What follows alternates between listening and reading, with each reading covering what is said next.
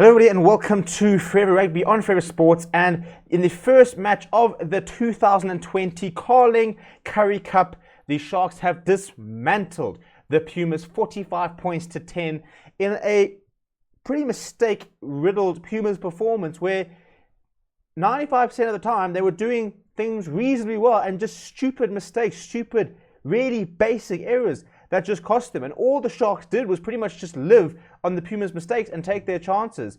And they were substantially better than them. You can't really deny that. But for example, if you look at the possession stats, it was 49%, 51. So they each had the same amount of possession. However, the Pumas were really, really sloppy and couldn't make theirs count. And the Sharks just pounced on opportunities.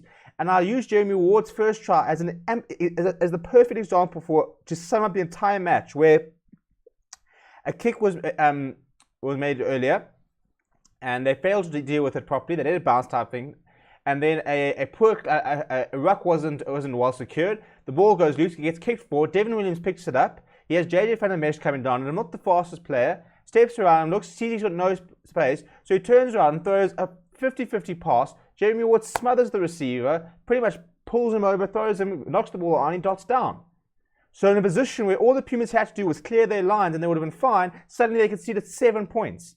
You know, Spoon Causey came on and scored 2 tries, and not to take anything away from him, but I mean, one was an intercept try, and the other one, you know, it wasn't exactly like necessarily scintillating play by the Sharks, but the Pumas were very, very poor, which is very frustrating because they looked so much better last weekend in the second half, but they just made too many mistakes. I mean, Sineta Nahamba's try was just, it was elementary. It wasn't even missed tackles because nobody got anywhere near him. He literally picked up the ball, looked up, and there was so much space. There were huge gaps, and he ran straight through.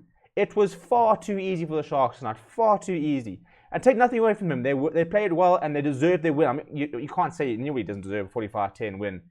They did play very, very well. But the Pumas made it so easy and it was so frustrating that it was just so poor. I haven't seen it's the poorest the Pumas have played all season. Really, really basic errors that just cost them all the time. And it was messy. You know, players just, I mean, it was bizarre. Players like were almost scared to take contact, throwing 50-50 passes.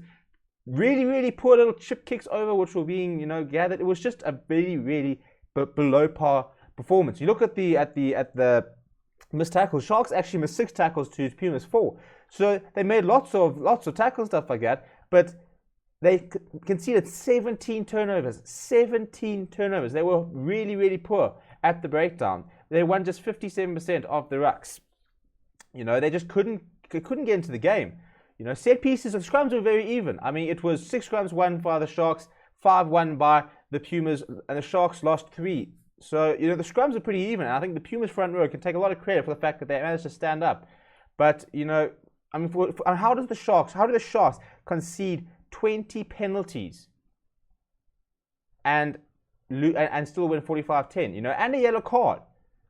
You know, I mean, that just shows you how poor the Pumas were, that the Sharks could get away with that kind of thing and not be punished at all. It wasn't even like it was 45-25, like the Pumas did, you know, compound those errors. The Pumas were really, really poor tonight, and I don't like, you know, going out and slating a team, but they really were. They really didn't pitch up. The game was buried at half time. You know, the first half, I mean, on Jimmy Stonehouse, they panned Jimmy Stonehouse, and they just sat there on looking. He just didn't know what was doing. He was literally flabbergasted by the horror show that he saw unfolding in front of him. And the Sharks will be chuffed with life. There you go. I mean, that's the perfect way to start the competition. You know, really good. 7 tries. You can't ask for much more. And if you look at some of the key players for the Sharks, this loose trio was brilliant tonight. Dylan Richardson, 15 tackles, 0 missed, 1 turnover, 1. JJ van der Mesh, 8 tackles made, 0 missed, 1 turnover, 1. Temelani Boli, 11 tackles made, 1 missed, 1 turnover, 1. I mean, that is brilliant. You're looking at 35 tackles made between the loose trio and just 2 missed. Sorry, just 1 missed tackle between the entire loose trio. They were tremendous. Marius Lowe and Jeremy Ward in the midfield were brilliant. The rush defense, they put Pumas under so much pressure. Devin Williams, who and the Lions just couldn't deal with it. You know, the Sharks were up so quickly, and they couldn't, you know, get themselves out of the pressure, and it was really, really poor by the Sharks. But you know, credit to them in terms of the Pumas. Pumzela Makundana made 6 tackles, and Ali Mujima made 6 tackles. But apart from that, you know, nothing really to speak of. For Sharks, Oxenche was very good again. 7 tackles, missed 1, but won a turnover. Kieran van Vuuren made 8 tackles. Ruben van Meerden did 10. So, I mean, the Sharks made the bulk of the tackles. The Sharks did a lot of lead work. The Pumas had a lot of ball, but the Sharks' defense was brilliant. I must say that is, if one place you can say that this was won by the Sharks' defense. They just didn't give the Pumas an inch, and they won key battles. So, Pumas were poor, but the Sharks were very, very good in defense. That defense was resolute. As I said, they only missed 4 tackles. They pretty much drew a line in the sand, and they said they will not get past this.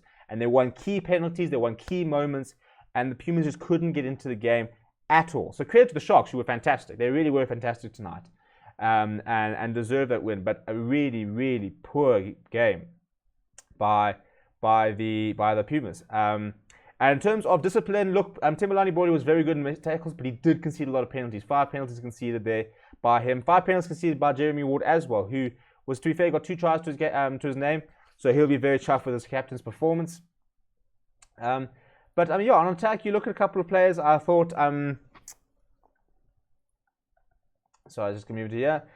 Yeah, looking at attack there, it wasn't a case of too many running. There was a lot of kicking, a lot of the time, and sometimes trying to run when people shouldn't run, which was maybe an issue. But I'll tell you what, Spoon Corsi looks like he's in great form.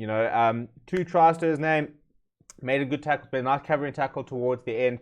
I'm sure he comes and starts next week, and. Penkley should have had a try. Could have knocked the ball out at the end with not much pressure.